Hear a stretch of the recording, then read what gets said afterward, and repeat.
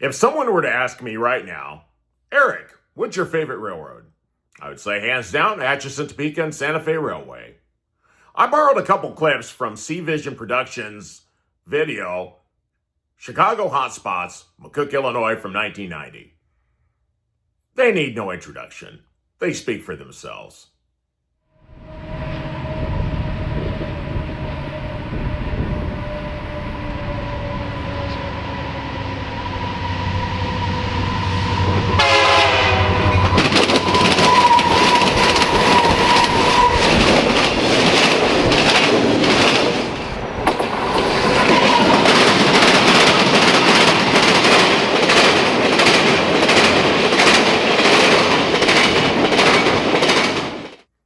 That is just hands down the sexiest paint scheme ever applied to a locomotive.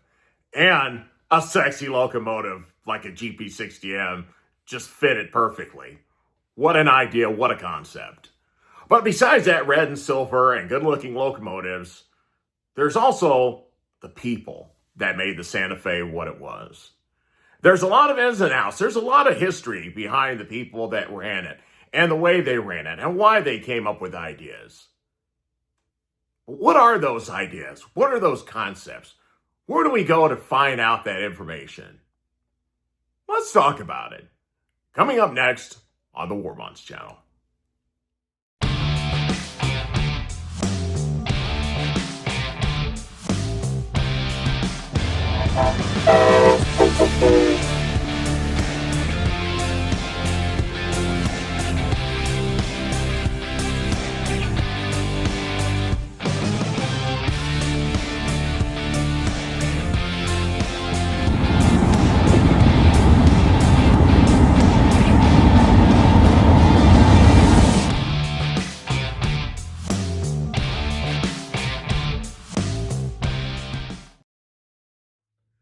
Hello everyone, and welcome to yet another video podcast here on the Warbonds channel. If you don't know me and you're unfamiliar with this channel, my name is Eric. I'm a locomotive engineer for U.S. Class 1 Railroad by profession, an avid model railroader, and just a lifelong rail enthusiast.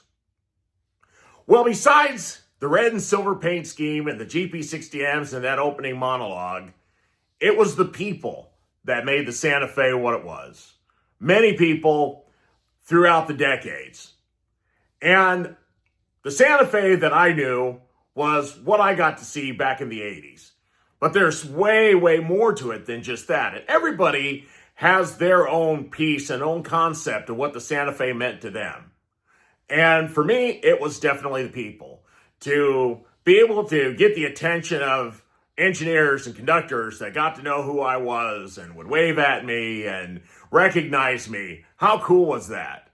I just really couldn't get enough of it. And that is what made me really fall in love with the Santa Fe, is because it was the people. But while there were a lot of things that I really enjoyed about the Santa Fe, I wanted to be a Santa Fe employee. I wanted to run Santa Fe trains.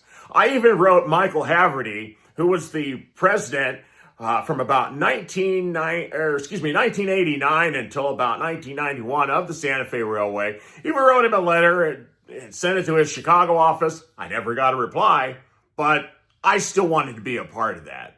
And even though I became a CNW guy, that's where I got my start in the railroad industry in 1993, but I'm still forever grateful for that opportunity, and the CNW holds dear to me. But growing up with the Santa Fe was what was so cool. Back in 1994, 1995, I met a gentleman by the name of Mike Martin. Now, Mike Martin's name was in so many railroad publications that existed back in the 1980s, whether it was Trains Magazine, Rail Fan and Railroad, CT Board, Pacific Rail News, and on the modeling side of things, Railroad Model Craftsman. These were all magazines that had Michael Martin's name in print under a photograph that he had contributed to any one of those given publications at any time. And I just thought, wow, this is really cool. I'd like to meet this man someday. He's a public relations officer for the Santa Fe and gets to shoot Santa Fe trains and gets to be involved in so many things. Wow, how cool is that? I want to meet this guy. You know what? I want to do what he does. And of course, in the 90s, I graduated from college and I had a degree in public relations. Maybe I can do this. And eventually, my dream came true. I got to meet Mike Martin. And we talked. He took me under his wings. We became friends. And 30 plus years later, we're still friends. And we may go months and months, maybe even some years without talking or without seeing each other, even lose track of one another. But whenever we see each other, it's like we pick up right where we left off. One of the things I've been wanting to do for quite a while was to have the opportunity to sit down with Mike, because during a trade show in Deshler, Nebraska last July, 2025, I was displaying my GP60M at this show and talking with people, and Mike happened to come up from his home in Kansas, and we sat there and started talking, and he started reminiscing about some memories of the Warbond and how it came to be, and as far as how it was brought back, and he just started telling me these fascinating stories. And I'm like, Mike, I wish I knew you were going to tell me this stuff. I would have had a camera and a tripod set up, and we would be talking about this. So for months, I've been wanting to have an interview with him, for him to tell me about his career and what things were like on the Santa Fe. Now, of course, as I said, hey, I have a PR degree and I want to work for the Santa Fe. Well, not everything is always as it seems. And I got an opportunity to actually meet up with Mike at his home for him to actually sit and talk about his career with the Santa Fe and all of the experiences that he had and the historical things and ideas that he was actually involved with. There was so much that made that railroad run, and he got to be involved with a lot of it. It wasn't all fun and games, as a lot of us outsiders would think, but it was awesome sitting down talking with him. This is going to be a longer episode, but if you're interested in all of these things that I got out of our conversation, I just invite you to sit back and relax and take a listen as we talk to Mike Martin, who was one of the public relations officers from 1977 until 1997, shortly after the BNSF merger took place. Today, I have an extremely special treat. I am with a longtime friend of mine, Mr. Mike Martin, who was once a public relations manager for the Santa Fe Railway between 1977 and 1997, just shortly after the BNSF merger.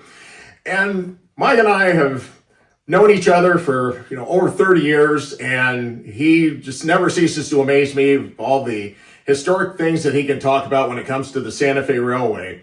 Back in July of 25, we were at the train show in Deshler, Nebraska, and he started talking to me about some of the history of Santa Fe Superfleet locomotives and just different things that came up in conversation.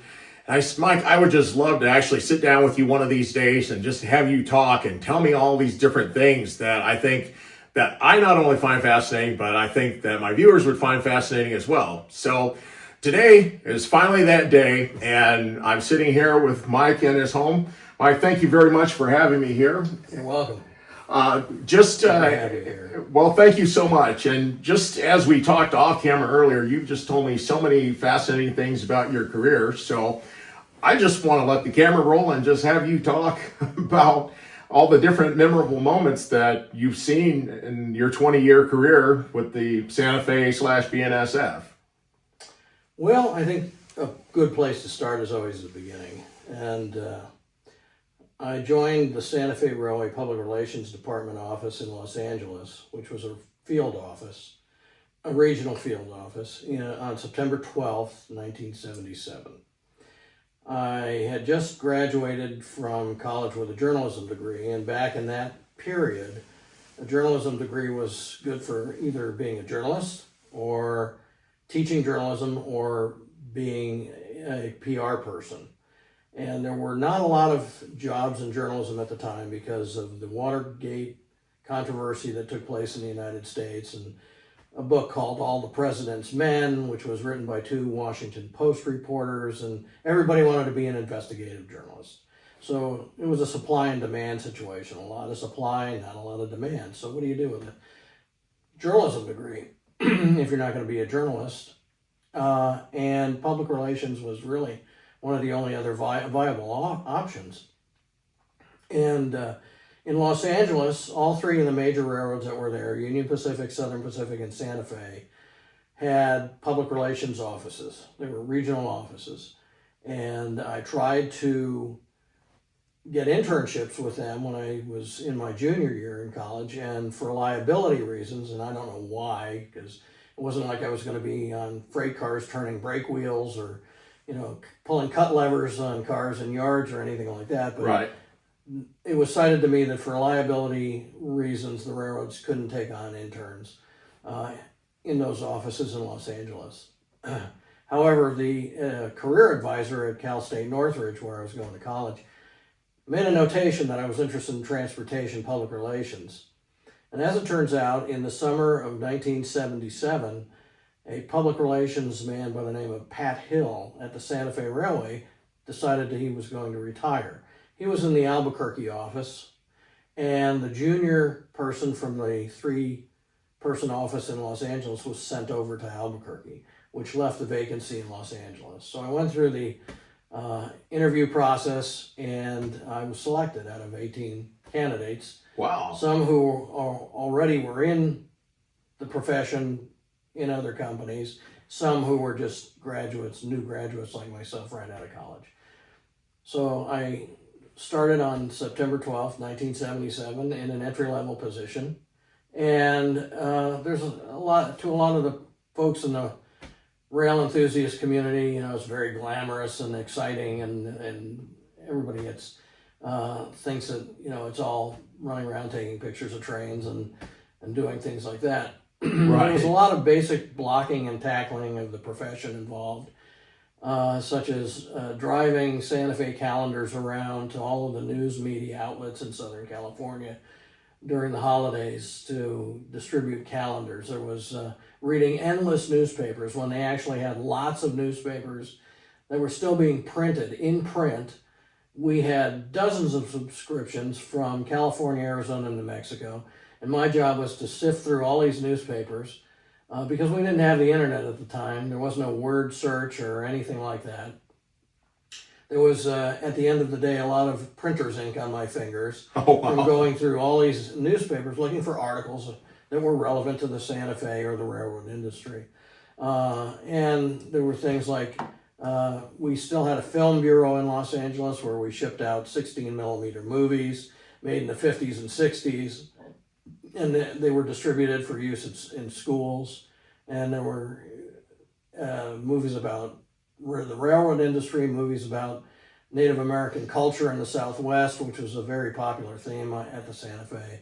So I learned how to splice film and repair film, 16 millimeter films and things like that. Wow. Not very glamorous, but necessary for the the training, the blocking and tackling, learning the job, and eventually rose to various other positions in Los Angeles.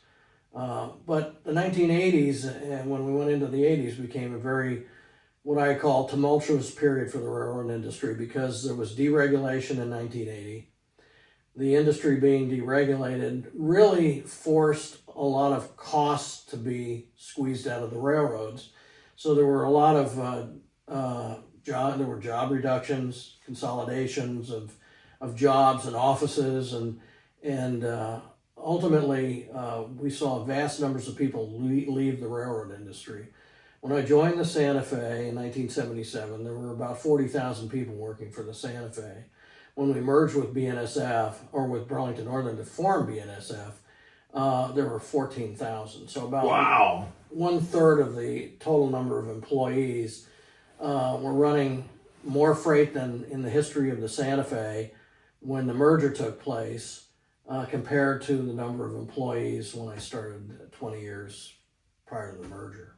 Wow, that's absolutely incredible. So there was a lot of on-the-job learning, and I had good mentors within the railroad.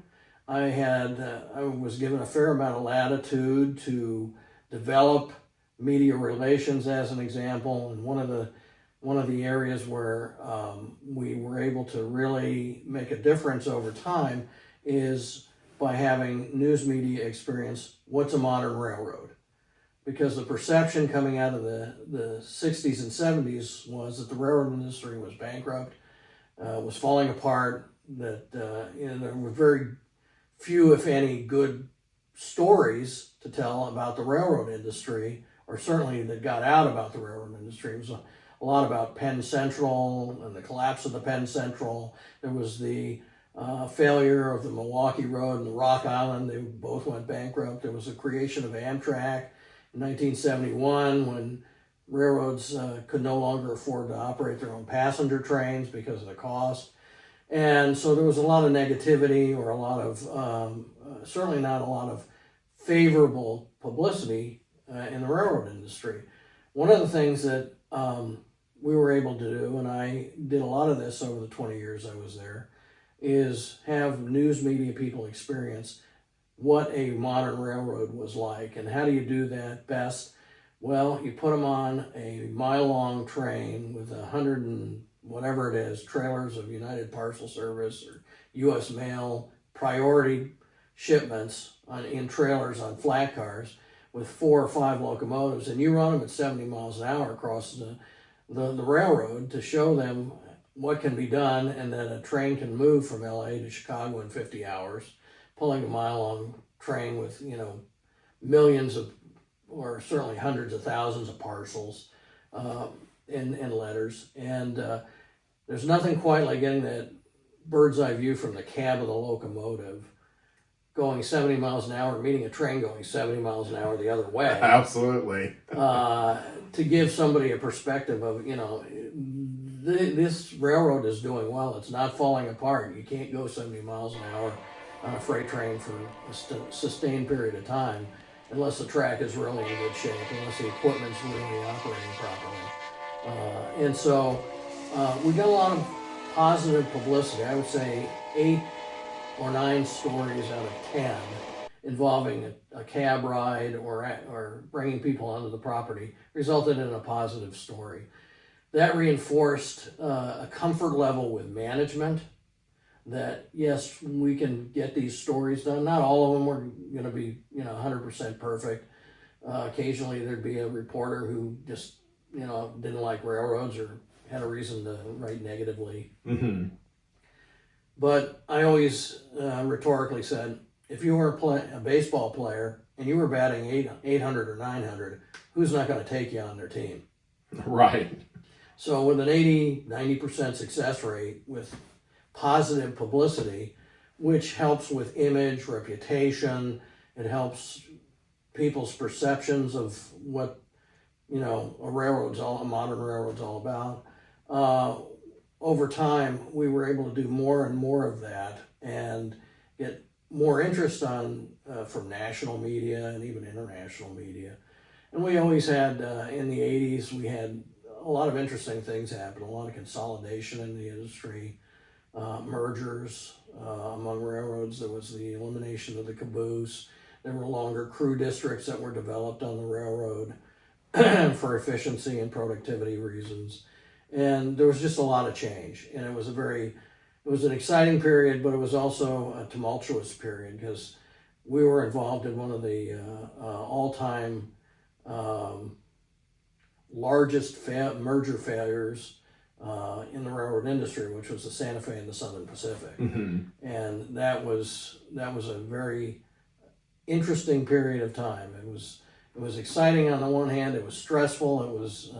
There was just a lot going on, a lot of change, and change is pretty much normal in the railroad industry. But that was an extreme period of change.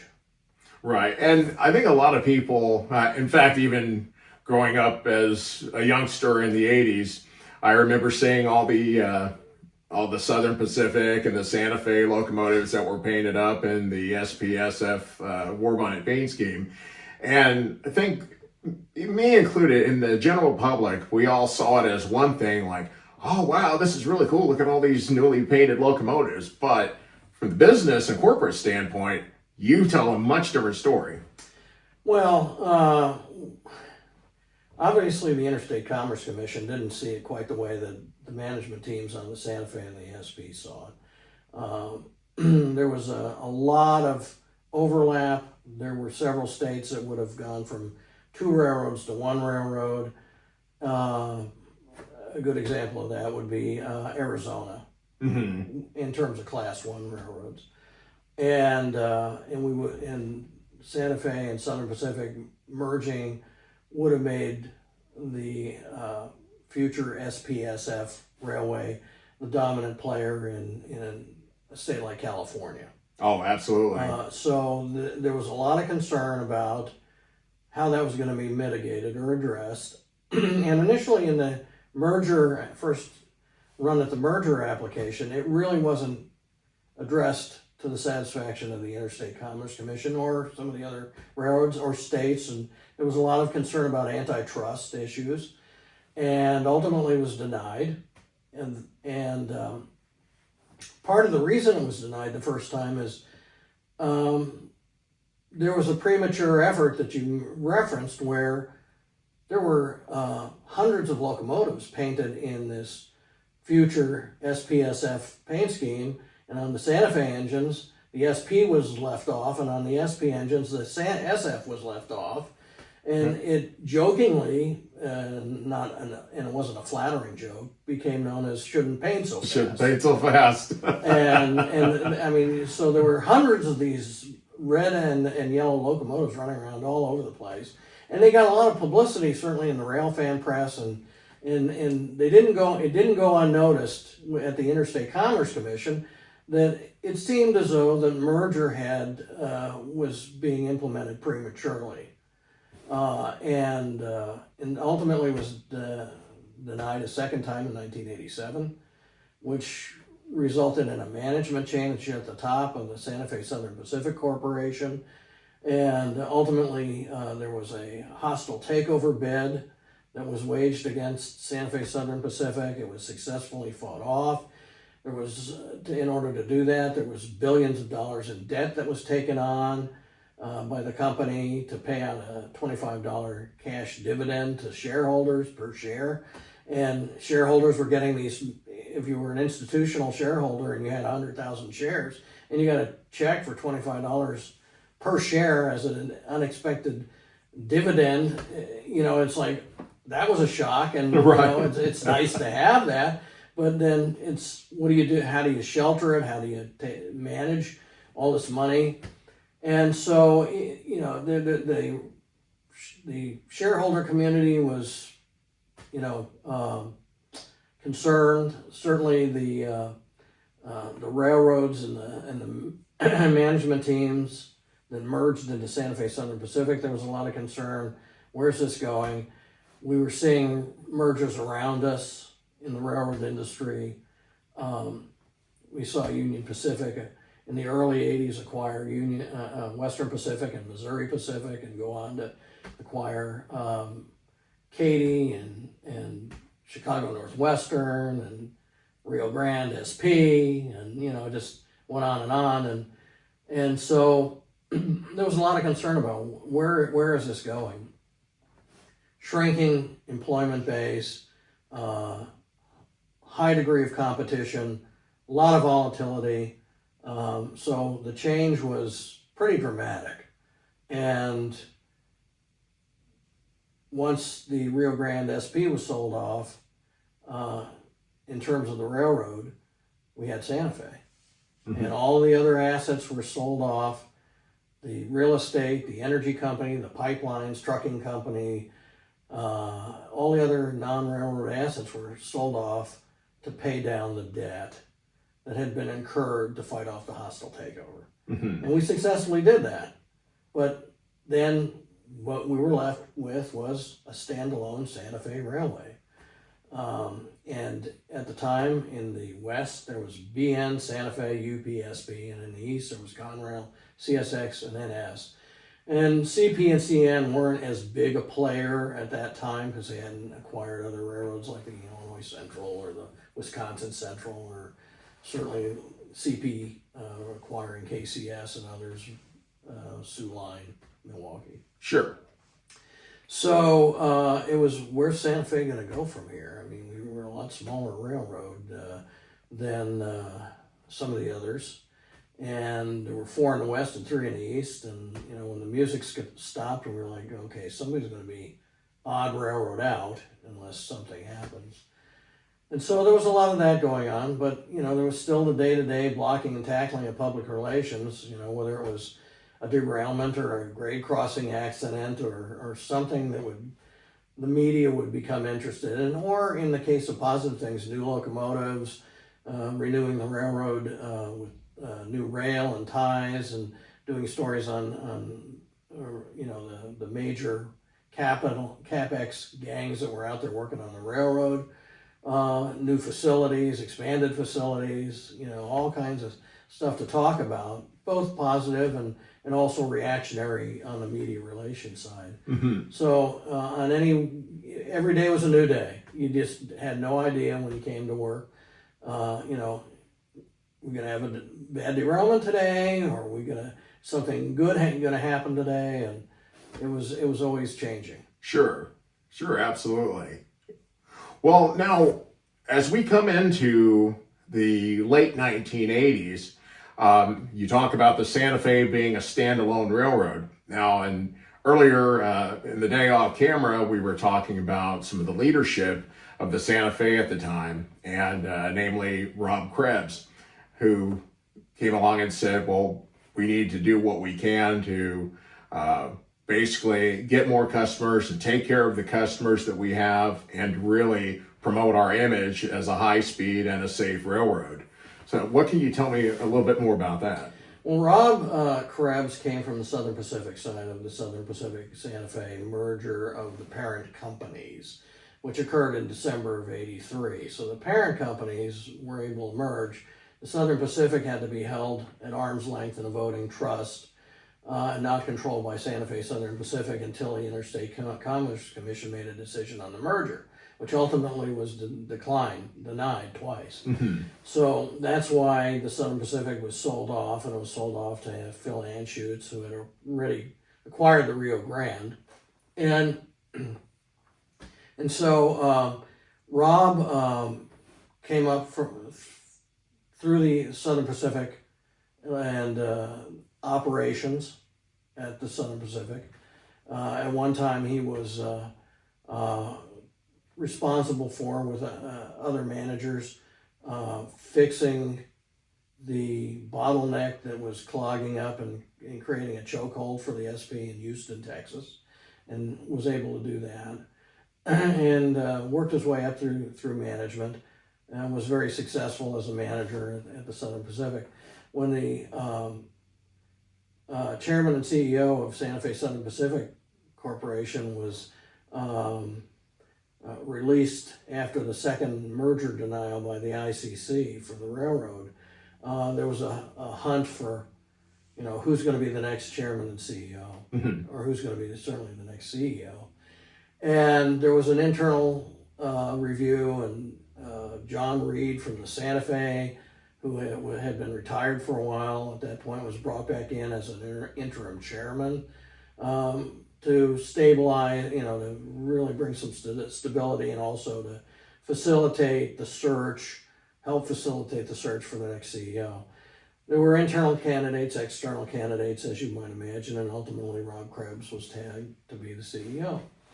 And he was the one who had to navigate some of this tumult in the late 80s with the hostile takeover attempt and selling off assets and going into debt and then selling off assets, and then, you know, being in a position where what was left was the Santa Fe Railway.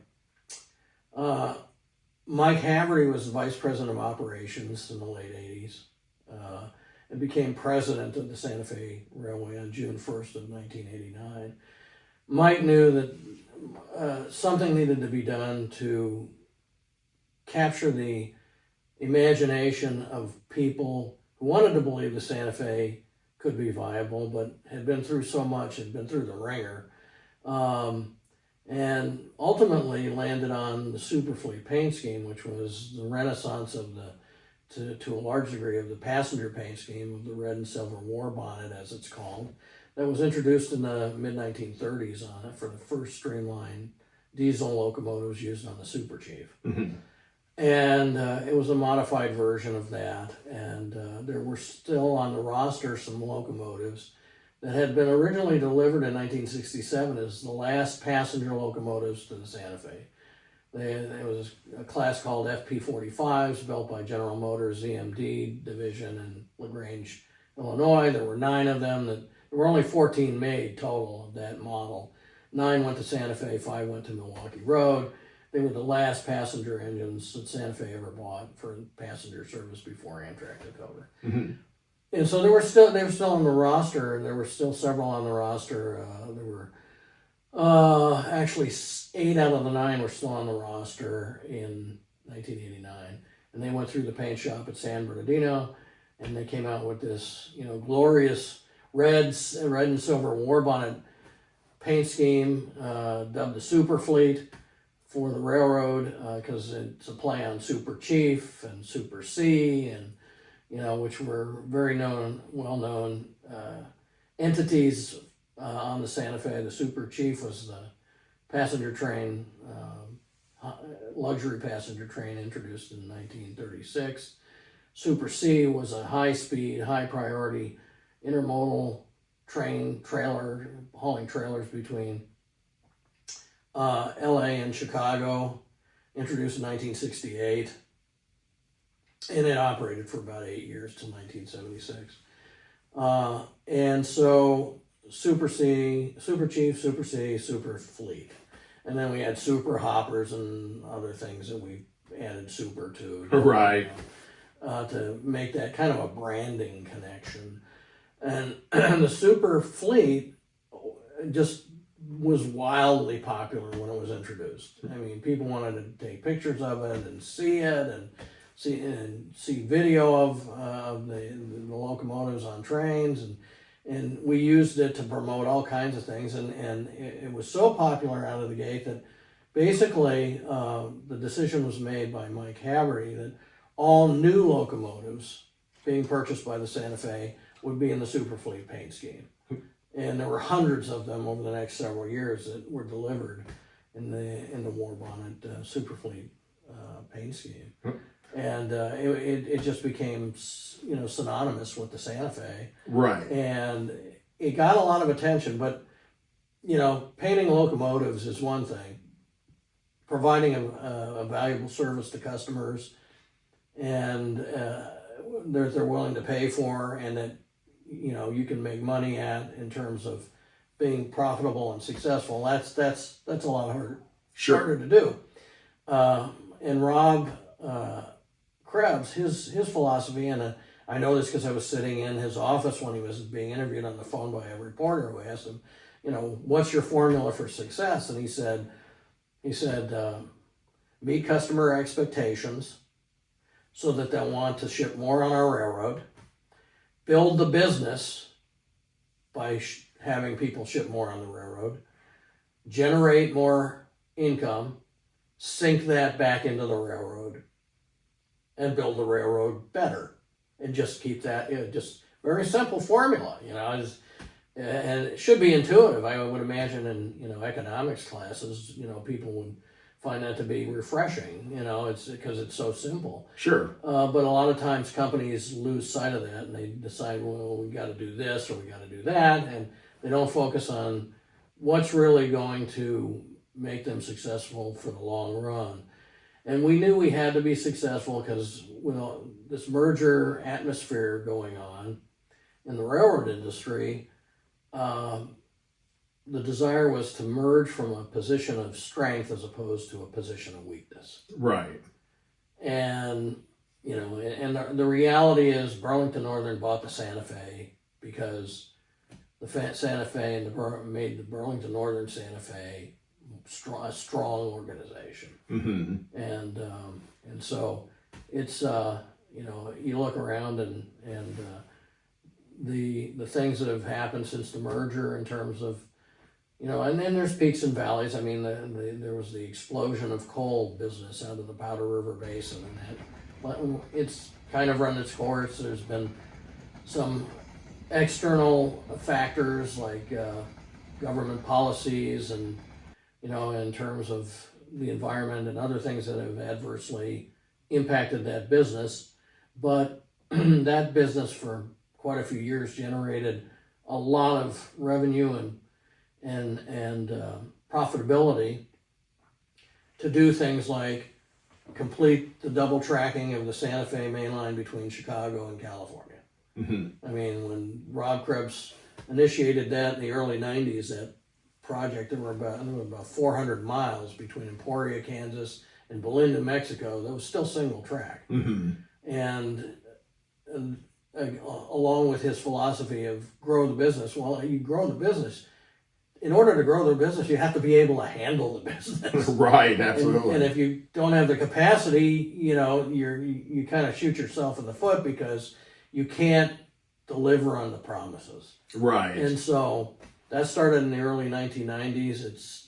Here we are in 2026, and there's just a few miles. There's a bridge in Missouri over the Missouri River, the Sibley Missouri Bridge, and there's a small section of track in eastern Oklahoma, near Alva, Oklahoma, and that's the only part of a 2,200 mile main line that's single track. Wow. Now it's all double, and some places triple, and now they're putting in quadruple track in some areas. Oh, wow. So that's all, in an effort to, grow the business and increase capacity and be able to handle it and for your customers. So the super fleet was a big part of that, kicking that off to get that to the point where we were operating from a position of strength. And it wasn't just painting locomotives. We built a new yard, working with Ross Perot Jr.'s company in the Alliance, Texas area, built Alliance Yard in that area. If you go there now,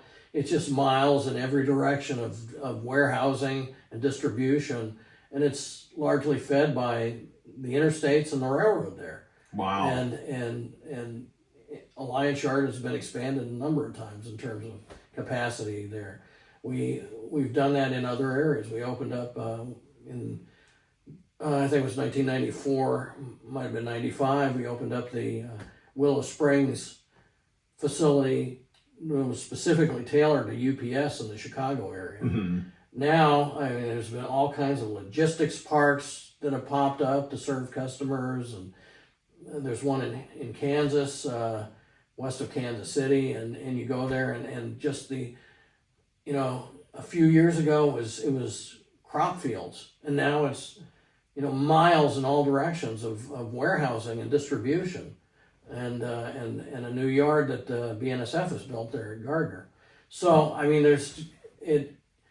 the philosophy of growth, and I know that even today, Katie Farmer, the CEO, talks about growth. We're a growth-oriented company, which is a shock to a lot of people because, the railroad industry is having challenges with growth in terms of volume and profitability, because there's. And you go out on any of the interstates, you go out on I-40 between, Memphis and California, and it is a solid wall of 18-wheelers in both directions. Sure. And the question is, how do you get them onto trains? And there's been various attempts over years to do that, and it's a challenge. It remains a challenge. But, oh, sure. But another thing that happened in 1989, shortly after Mike Haverty took over as president of the Santa Fe, is he would ride in the business cars on the railroad and along these interstates, and he'd just see the solid walls of trucks. Mm-hmm.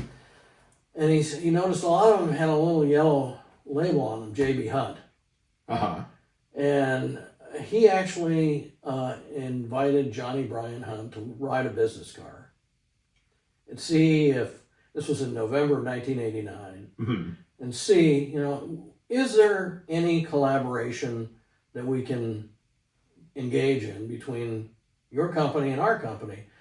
Because there had been a lot written about how it was hard for the trucking companies to get drivers because they didn't want to be away from home all the time, driving long distances, mm-hmm. and they were having trouble filling those roles. And so they got on one of the hot intermodal trains coming out of the Corwith Yard in Chicago, and they were on a business card car, and by the time they got to Galesburg, Illinois, Mike had a handshake agreement with Johnny Bryan Hunt. Wow. And J.B. Hunt is one of BNSF's largest customers. For many years, they were the largest customer in terms of volume. Sure. And they're projecting large increases over time. But that was a handshake agreement. Wow. On a business car rolling down the Santa Fe main line westbound. So. Well, what I find interesting about that is that a lot of times there are just little handshake agreements like that, and a lot of decisions are made just on a whim or a conversation. And one of the things that comes to mind, which was one of the first stories you told me that got me so excited about wanting to just hear you talk about your experiences and the things that you witnessed during your time with the Santa Fe, is you mentioned around where you were flown to Albuquerque because there were a bunch of reporters. I think you're talking about probably the financial analyst trip. Yeah, I believe that's what it was. It was a financial analyst trip. Publicly traded companies always try to, convince financial analysts who cover the industry that you're in that you're a profitable going concern that knows what it's doing and is successful and can be more successful and generate shareholder value and all of that, and try to get the financial analysts for whatever financial institutions to write positive things about your company so people will buy the stock and it'll increase in value. Mm-hmm. There'll be demand for the stock. And the way you do that, if you're the way we did it at the time, again, similar to the news media, is how do you convince the financial analysts that you're a going, viable, railroad with a lot of prospect for the future. And one of the ways to do that is you put them on the private passenger cars owned by the railroad, and you take them out across the railroad and you run them, in the case of that train, 79 miles an hour at passenger train speed. And you wine and dine them, and you have management presentations and leave behind press kits and folders with all kinds of information that touts and supports your company. Mm-hmm. There was an analyst trip in 1984.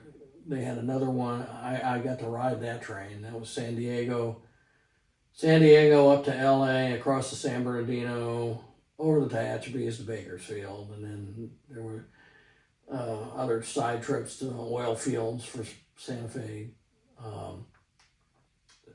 Industries at the time, and other properties and assets. And there was another one in 1988, 4 years later. And that was after the failed merger with the SP. So we're a standalone company. We want you to remember that we're still viable out here, mm-hmm. kind of thing, and that we're doing good things. And so there were two pieces of it. One was a Kansas City to Albuquerque segment of the trip, with one set of financial analysts on the train on that portion. Then there was an Albuquerque to Los Angeles portion. I was still in the LA office, and I was asked to be part of the support team, if you will. And so I flew to Kansas City and, handed out name tags and room keys at the hotel and put baggage tags on luggage and, did all the things, that needed to be done to if you will, cater to the guests, in this case, the financial analysts. Mm-hmm. They got on the train, and the next morning, and they headed to Albuquerque, and then my job was to fly from Kansas City to Albuquerque and wait for the train to come in there and offload the people on the first segment and get them to their hotel and get their baggage taken care of and all of that stuff. And then basically fly again from Albuquerque to LA and wait for the train to come into LA and do my support staff role with other people, of course. Sure. And so I was in Albuquerque, had flown to Albuquerque, waiting for the train to come in. Train comes in, it's got 3 blue and yellow Warbonds FP45s on it.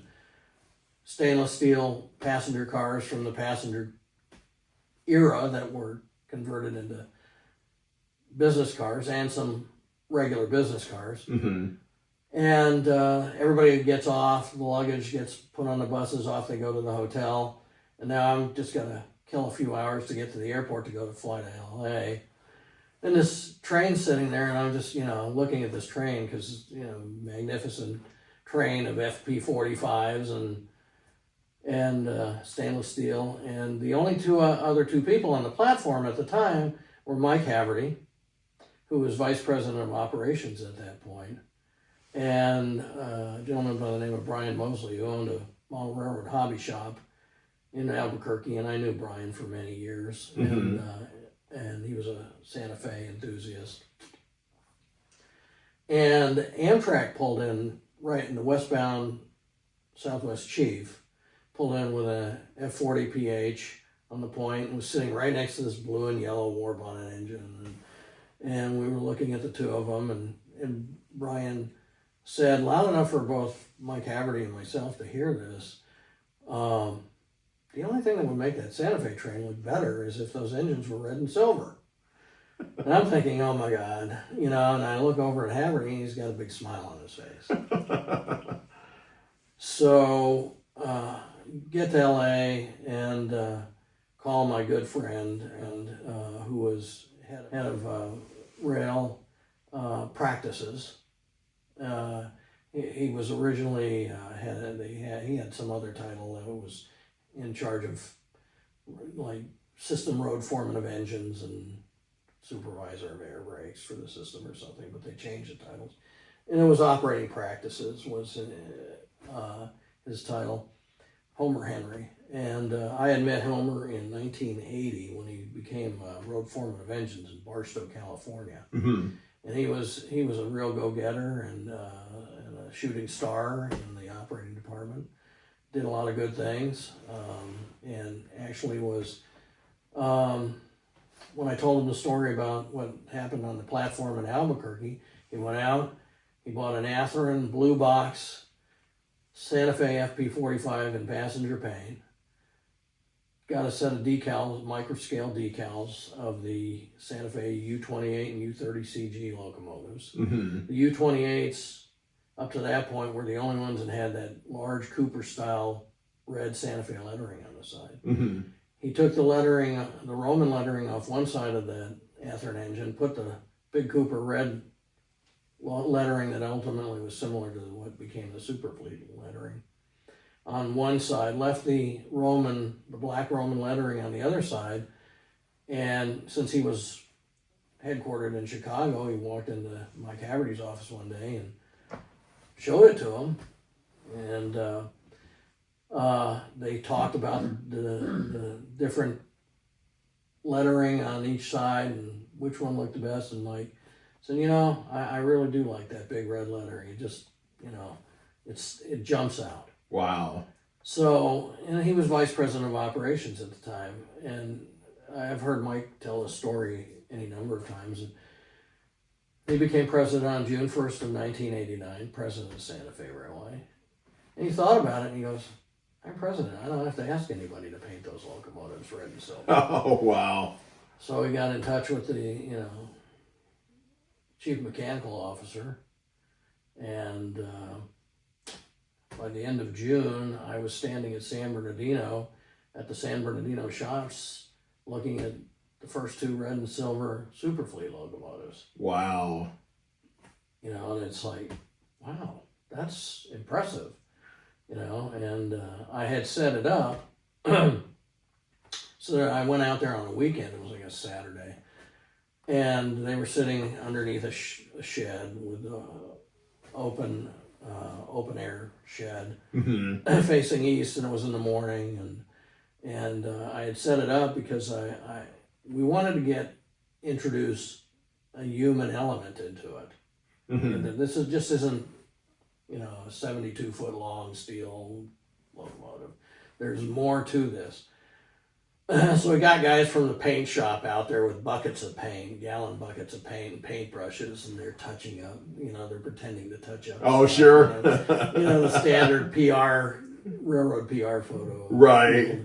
And they're touching the yellow and the up and the red, and and it's all fake. But we got we use some of those for publicity photos and but seeing actual locomotives, 12-inch to the foot scale locomotives in that Superfleet paint scheme was, it was like, you hear about the history of the Santa Fe and the red and silver paint scheme and Fred Harvey and the Super Chief and Grand Canyon and all of the things that roll up into the history of the Santa Fe.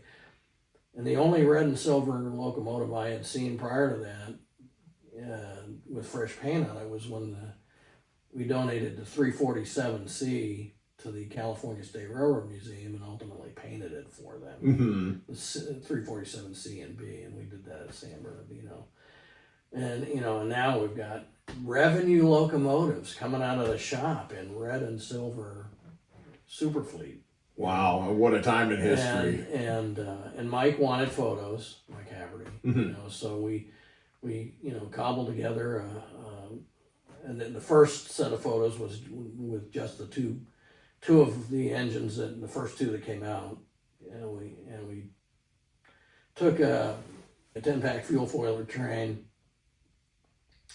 I don't know, there must have 15 or 20 trailers, it wasn't a long train. Ran them up to Sullivan's Curve and Cajon Pass and shot all these publicity photos. Wow. So he could see photos. And he wanted to see it. He was anxious to see them in full color. And that's a great thing you can do when you're the president. Yeah, so yeah, exactly. So, and that was followed shortly thereafter by 3 of them on a train of double stacks and then we the California State Railroad Museum was filming a movie at the time about the history of California railroads, and we were filming a movie it was about the smooth ride of our articulated 10-pack fuel foiler cars, and we were equating the smooth ride freight gets to the smooth ride passengers got, on the Super Chief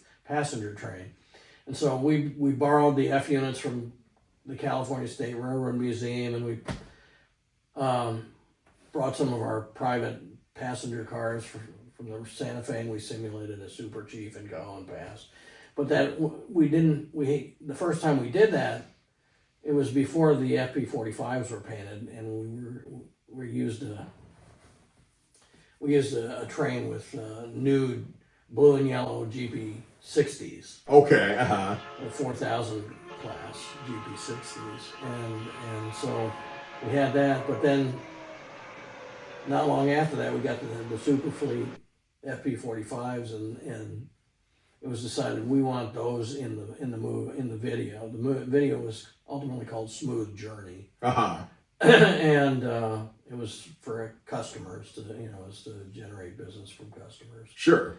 And so it was a marketing piece. And so got the FP45s out there and ran them around Cajon Pass and shot video from helicopters and the ground and all that, and then had all this footage of the FP45s.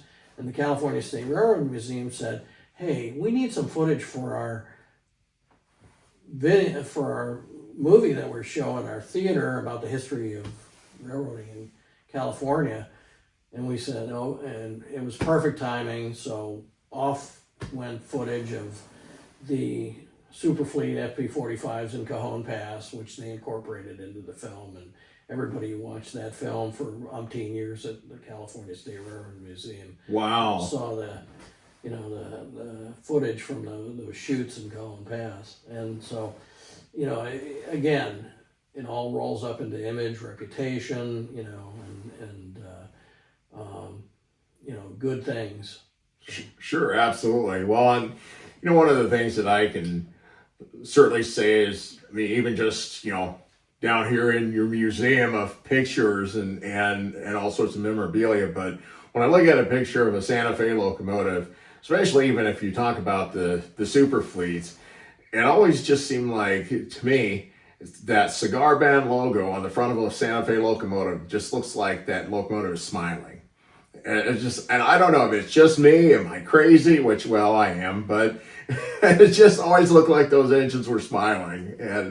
And I know that everybody has their reason for either, well, I guess you either love or you hate the Santa Fe. There's some that hate it, but there's many of us that love the Santa Fe and still hold dear to the memories of the Santa Fe. But it's just amazing all the things that, all the inside scoop that you've just talked about here, and this is just been wonderful to hear you talk about your experiences and just the different things. And I'm just in such awe that I've had the opportunity to just sit here with you and to hear your take on these things. Well, it was an interesting period to be involved with the Santa Fe and the BNSF. When I joined in 1977, a lot of activities at the railroad were still what I would call old school. It was the way we've done this for a long time, and that wasn't necessarily bad, because there was discipline, and there was history, and there were reasons that the railroad did things, and learning the why in many cases really helped me get a better understanding of how the company evolved over time, and some of the people I worked with in 1977 and into the 80s, who were in other positions when I first joined the railroad, started as ticket clerks and passenger stations somewhere on the railroad. Wow. And had a perspective of the passenger operations and in let's say the 50s or 60s, and so that's what I mean by old school. It wasn't, Amtrak hadn't taken over passenger service. The Santa Fe was very proud of its passenger service and maintained the level of service on the passenger trains that it operated right up until Amtrak took over. And so there was a lot of pride and a lot of history, and so the reasons for things being done a certain way, although they might have been counterintuitive to somebody who just walks into a new company and says, why are you typing on manual typewriters, which I was when I started. I had a manual typewriter, and everything had to be typed in triplicate using carbon paper. Oh, wow. Carbon paper with Santa Fe watermarks on it. Wow. I mean, everything, I don't know whether somebody had a premonition in the stores department, which was the department that ordered everything from locomotive parts to pencils. I don't know if they had a premonition that someday there would be an eBay and that things marked Santa Fe would, people would collect them. Right. But I mean, I have a pair of scissors with an etched AT&SF railway on it that was used in the office, and I used it in my office. Oh, wow. I've got a stapler with a Santa Fe logo on it. Wow. I mean, if you could put a Santa Fe logo on it, they did. Wow. And and I think part of it was probably part of the thought process, and that was probably to prevent people from walking off with staplers or whatever. Right. It's just as a result of it, there is so much Santa Fe, so many Santa Fe collectibles, if you will, out there. It's just compared to some of the other railroads, it's overwhelming. Oh, absolutely. What's out there, and so it was an interesting period of time. It was the old school. There was the transition into the modern or more modern era through starting with deregulation, and then all of the things that were required to survive really and thrive in the railroad industry, after deregulation. And then there's this more modern era of which technologies. The railroads have been driven by technology for a long time. When I started with the railroad industry was the third largest user of computer technology in the United States, behind airlines and banking. Oh, wow. And technology, whether people understand it or realize it or not, it's a technology-driven industry. Sure. And it continues to be. And some of that has resulted in productivity improvements, like instead of a caboose, you have a rear end device on the train. Mm-hmm. And, arguably, people miss the caboose. I used to enjoy seeing the cabooses. Oh, yeah, and seeing the crew and the conductor and the rear end brakeman waving at you as they're going by. Yeah, I mean, it was like a period at the end of a sentence. Absolutely. And now it's, where did it go? And so, but times change, I remember talking to folks who lamented the demise of the steam locomotive. Mm-hmm. And for whatever reason, were photographers and shot steam locomotives when the diesels were coming into service, and didn't really shoot the diesels as much, and then looked back 30 years later and said, should have shot the diesels too. Right. So, when there's people who are interested in the industry, I know I hear a lot of people now say, if only I was around when there were SD40-2s, Mm-hmm. Or something like that. And I remember even in those cases, like, oh, great, that train's just, there's just another set of SD40-2s. Right. And now, even as a locomotive engineer who ran those, like, wow, I miss those engines. P42s, they Amtrak P42s, right. Yeah. Or F40PHs, or before them, the SDP40. Yeah, absolutely. That you mentioned. And so, for anybody who's interested in the railroad industry, document what's out there now, because it's not going to be there forever. Yes, absolutely. I'm even in awe at some of the things that I've even operated, and I try to tell young people about, oh yeah, I used to operate, Burlington Northern C30-7s, or, BNSD 40-2s, or CNW SD60s, or whatever, and all that stuff is gone. And, a lot of people are asked, well, what's Chicago and Northwestern? What's Sioux Line? What's Milwaukee Road? Like, yeah, well, it's history long gone, that's for sure. Well, when you realize that as an example, the Super Chief, the dining car china on the train was designed by a woman named Mary Coulter, who worked for the Fred Harvey Company. And it's a Native American pattern. It's Native American patterns from the Mimbres Indian tribe of northern New Mexico and southern Arizona and New Mexico, mm-hmm. in that area. To serve the patrons on that train, which it was a luxury train, it was an all Pullman train. There were no chair cars, no coach cars, if you will. Mm-hmm. There were 50, 60, 70 different pieces of dining car china. Wow. That were used for serving meals on the Super Chief. Mm-hmm. I mean, there was an ice cream dish, there was a pudding dish, there was a baked apple dish, and a celery tray, and platters and cup. There were multiple cups and saucers, and two-handled cups, and one-handled cups, and there were, mustard pot and a horseradish pot, and teapot and cocoa pot, and on and on and on. And just to inventory that on a train, the sheer volume, and silverware, glassware, mm-hmm. Tablecloths, when you find a list of, the stock items that were in passenger trains, and there are lists that the railroads created, checklists and little booklet forms, you look at this and you go, my God. I mean, today,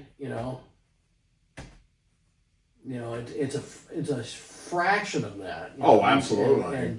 and of course the cost of that and washing the stuff and and it was just astronomical, and that was all an effort to provide a competitive first class experience for passengers, and that's why the Super Chief was known as Train of the Stars, because a lot of the Hollywood elites and corporate business executives would take it, between Chicago, and they take the Broadway Limited or the 20th Century Limited from New York to Chicago, and you get the Super Chief and take it out to Pasadena or LA. Wow, what a time that was. And so, all of that is heritage, just like the Grand Canyon line that Santa Fe built, and the hotels that Fred Harvey built and operated, and on and on and on. So when you learn that and you become part of it, as I did in the public relations department, it's really, it gives you an appreciation for the company you work for, that, wow, there is a tremendous amount of history, heritage, good things. Not everything's good, but mostly good, and a little bit, not as good, but really something special. Sure. At least, the people that I know who worked for the Santa Fe, by and large, feel that way. Right. That's wonderful. Well, Mike, I tell you what, you've given me so much here, and I am so thankful and blessed today that I've been able to get this time with you. I've been wanting to do this for months, and I'm just so very thankful, just for your time and helping me out with this today. Glad to do it. Happy to spread the Santa Fe. Spread the Santa Fe Santa love. Fe word. The Santa Fe word. Yeah. Thanks, Mike. I appreciate it. You're welcome. Well, I hope you've enjoyed this documentary interview with myself interviewing Mike Martin, former public relations officer for the Santa Fe Railway between 1977 and 1997. It was a wonderful interview because as a railroad enthusiast and even as a railroader for many years, there were so many things that I didn't quite understand about how the Santa Fe worked. There were a lot of behind the scenes things that were just not really out there until I actually got a chance to sit down with Mike and really hear the full story. And it was really incredible. It was really fascinating to me. And I hope that you all out there have enjoyed this as much as I enjoyed sitting down with Mike personally to have this interview. But until the next time, I hope to be able to bring you more content like this and maybe get some other railroaders, old head railroaders on the show that might actually be able to give us some more information on their railroad careers and just different things, because railroading is a lot different these days than it was back then. And especially even when I started, speaking for myself, that it was so much different than it is now. But it's exciting to hear things from the old head perspectives, and perhaps I'll even have to give some of my own stories on the channel as well. But I really appreciate you guys listening, and if you want to be my new best friend and you enjoyed this interview and the content that I put on the channel, just hit that like and subscribe button and be ready for more exciting things happening on the channel. And that's the way it is. Keep the shiny side up.